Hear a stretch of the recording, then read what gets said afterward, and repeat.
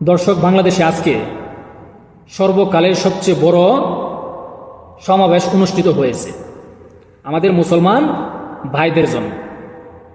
আর এই সমাবেশের আগে এবং পিছে অনেক দৃশ্য চিত্রায়ন হয়েছে।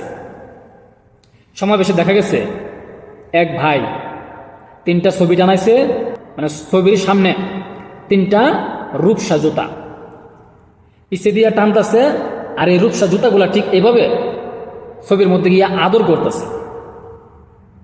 আর এই ছবি এবং এই দৃশ্যপট চলে গেছে আন্তর্জাতিক গণমাধ্যমে। বাংলাদেশের এই বিক্ষোভ সর্বপ্রথম প্রকাশিত হয়েছে বার্তা সংস্থার এপিতে। তারই বরাদ্দে পুনরায় প্রকাশিত করেছে ইসরায়েলের গণমাধ্যম, মানে প্রভাবশালী গণমাধ্যম ইসরায়েলের গণমাধ্যম টাইমস অফ ইসরায়েল। সেখানে নেতানিয়াহুর ছবিতে রূপসার বিষয়টি মূল শিরোনামে উল্লেখ করা হয়েছে।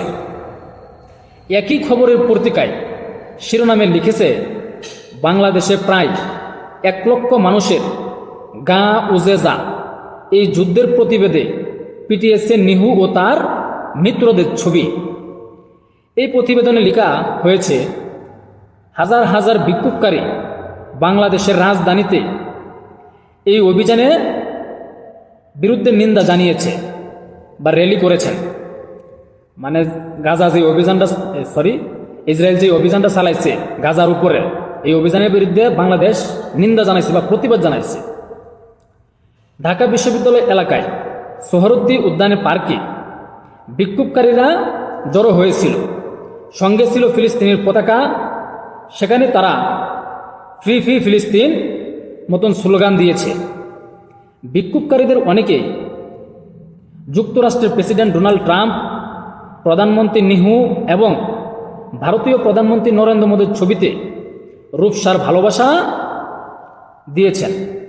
র্যালিতে তারা প্রকৃত কফিন, হতাহত বেসামরিক মানুষের পুতুলও নিয়ে এসেছিল। একটি প্রতিবেদনে বলা হয়েছে, সাবেক প্রধানমন্ত্রী খালেদা জিয়ার নেতৃত্বাধীন বাংলাদেশ জাতীয়তাবাদী দল, ইসলামিক গ্রুপ এবং অন্যান্য দলগুলো এই র্যালিতে সংগতি জানায়। প্রতিবেদনের শেষে বলা হয়েছে, বাংলাদেশে 17 কোটি মুসলিমের একটি দেশ। ইসলামের সঙ্গে তাদের কোনো